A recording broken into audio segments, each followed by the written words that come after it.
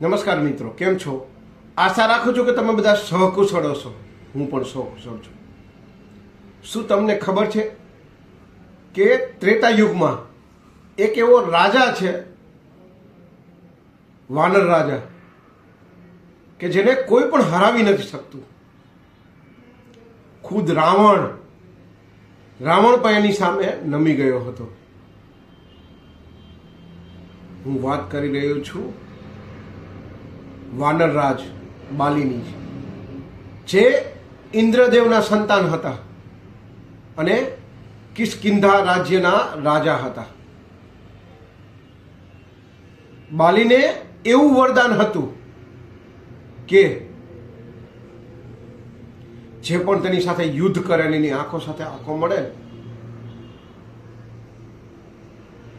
તો એની અડધી શક્તિ બાલીમાં આવી જતી. આપણામાં સૌથી શક્તિશાળી રાવણ કહેવાતો, પણ રાવણ પણ એની સામે ઝૂકી ગયો હતો.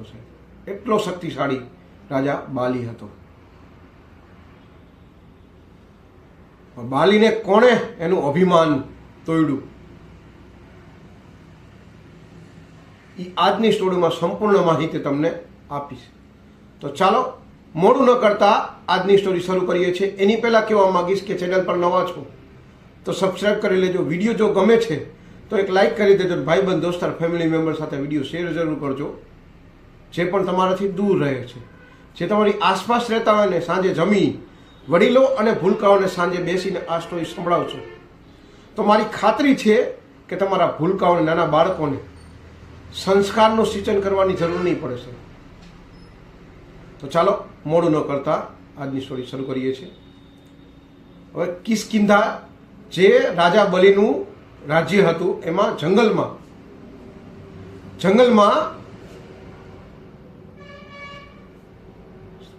હનુમાનજી પ્રભુ શ્રી રામનું નામ લઈ એનું સ્મરણ કરતા હતા, એની પૂજા પાઠ કરતા હતા. હવે જે રાજા બલિ છે એ આખા જંગલમાં ઝાડવા તોડતો હતો અને પોતાની શક્તિનું પ્રદર્શન કરતો હતો. જાનવરોને મારતો હતો, ઝાડવા ઉખાડીને ફેંકી દેતો હતો અને બધાનું આવન છે કોઈ ત્રિલોકમાં કે મારી સાથે યુદ્ધ કરી શકે, મને હરાવી શકે. અને આ બાજુ હનુમાનજી પોતાના આરાધ્ય દેવ પ્રભુ શ્રી રામને રામ રામ રામ સ્મરણ કરતા હતા અને ભક્તિ કરતા હતા. પ્રભુ શ્રી રામની ભક્તિ કરતા કરતા બાલી રાજા હનુમાનજીની સામે આવે છે અને હનુમાનજી કહે છે, હે વાનર રાજ, કે શું કામ તમે આ અબોલ પશુઓને મારો છો અને આ વૃક્ષોને ઉખાડી નાખો છો? શું બગાડ્યું છે એને? બાલી રાજા પોતાના અભિમાનથી પરે હતો. ખૂબ અભિમાનમાં હતો કે મને કોઈ હરાવી ન શકે. વાનર, તું તારું કામ કર. કે શું કામ મને સલાહ દેવા વગર? હું તો મારું કામ કરું છું, મારું પ્રભુ શ્રી રામનું નામ લઉં છું, પણ તમે આ અબોલ જીવને મારો છો, આ જંગલના વૃક્ષો ઉખાડી નાખો છો. કે પ્રભુ શ્રી રામની ભક્તિ કરો તો તમારો બેડો પાર થઈ જશે. એ કે એ સામાન્ય રામ, સામાન્ય માણસ, એની હું ભક્તિ કરું? કે એને તો હું મારી શક્તિથી ચકનાચૂર કરી નાખીશ, એને તો પલભરમાં હું મારી નાખું. આ બાજુ પ્રભુ શ્રી રામના ભક્ત હનુમાનજી કે રામને મારતા પહેલા એવા એના ભક્તને સાથે તમારે યુદ્ધ કરવું પડશે. પહેલા મને હરાવો, પછી મારા પ્રભુ શ્રી રામ સુધી પહોંચજો. ને રાજા બાલી તો આમાં અભિમાનથી ભરેલો જ હતો. વાનર કે તું મારી હારે યુદ્ધ કરીશ? કે હા, મારા પ્રભુ શ્રી રામને તમે જેવું તેવું બોલો છો, એ બોલવાનો તમને કોઈ અધિકાર નથી. એટલે તમારે મારી સાથે તમે મને હરાવવો પડશે. પહેલા આ ચુનૌતી. બાલી તો અભિમાનથી છક હતો એટલે શીખાય, કાંઈ વાંધો નહીં. કાલનો સૂર્ય ઉગે ત્યારે તો આવી જશે, આપણે બે યુદ્ધ કરશું.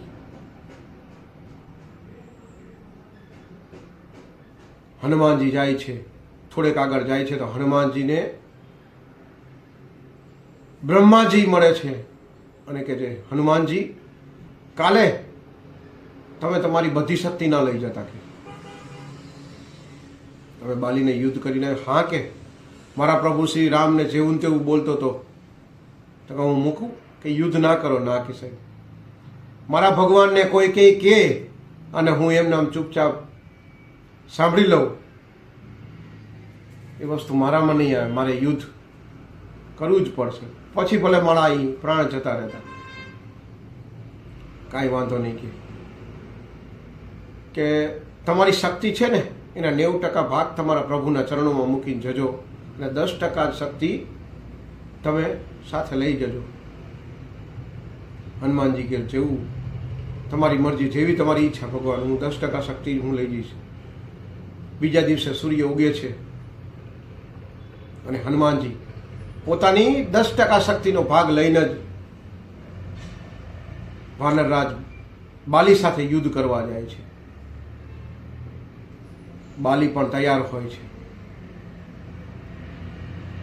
બંને યુદ્ધ કરવા સામે સાથે દહાડ નાખે છે અને હનુમાનજી અને બાલીની બે શક્તિ મળે છે અને બાલીના વરદાન પ્રમાણે હનુમાનજીની અડધી શક્તિ બાલીના શરીરમાં આવવા માંડે છે. તો બાલી તો એ શક્તિને સહન નથી કરી શકતો અને મનમાં વિચારે કે આ શક્તિ કેમ મને સહન નથી થતી, કે હમણાં મારું શરીર ફાટું ફાટું થઈ જશે. પરસેવેથી રેબ જેબ હનુમાનજીની શક્તિ સહન નથી કરી શકતો અને બાલી અહીંયાથી ભાગે છે. થોડેક જાય છે તો આકાશવાણી જેવો અવાજ થાય છે કે બાલી, તારો જીવ બચાવ હોય તો અહીંથી ભાગ કે દૂર. બાલી મુઠ્ઠી વાળીને ભાગે છે. અમુક અંતર કપાઈ ગયા પછી ઓટોમેટિક બ્રહ્માજીનો સામે આવે છે અને બાલી બ્રહ્માજીને પ્રણામ કરે છે. કેમ કે આવું થાય છે? હું કે એ વાનરની શક્તિ સહન નથી કરી શકતો. અને કોણ છે વાનર પ્રભુ? કે બ્રહ્માજી કહે છે એ વાનર કોઈ નહીં, બીજું હનુમાનજી જ કહે છે. અને એ હનુમાનજી તો મારા કહેવાથી 90% શક્તિ તો એ પ્રભુ શ્રી રામના ચરણોમાં મૂકીને આવ્યા છે. જો એ બધી શક્તિ લઈને આવત ને તો તારું શરીર ફાટી જ જાત.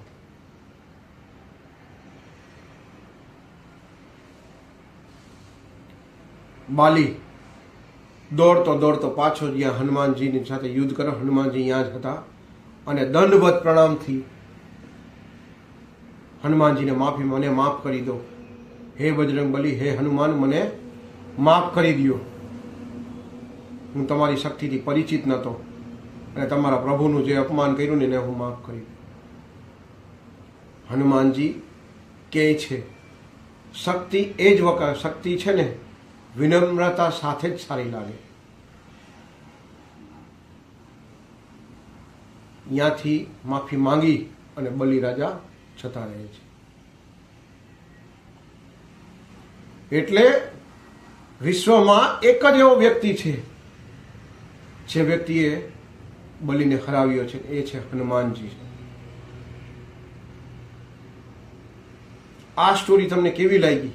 સ્ટોરી ગમી હોય તો વિડીયોને એક લાઈક કરી દેજો. ચેનલ પર નવા હો તો સબસ્ક્રાઈબ કરીને રાખજો અને તમારા બાળકોને આ સ્ટોરી સાંજે જમી અને વડીલોને જરૂર સંભળાવજો. અને મારી ગેરંટી છે કે આવી સ્ટોરી સાંભળ્યા પછી તમે તમારા બાળકોને સંસ્કારનું સિંચન કરવું નહીં પડે.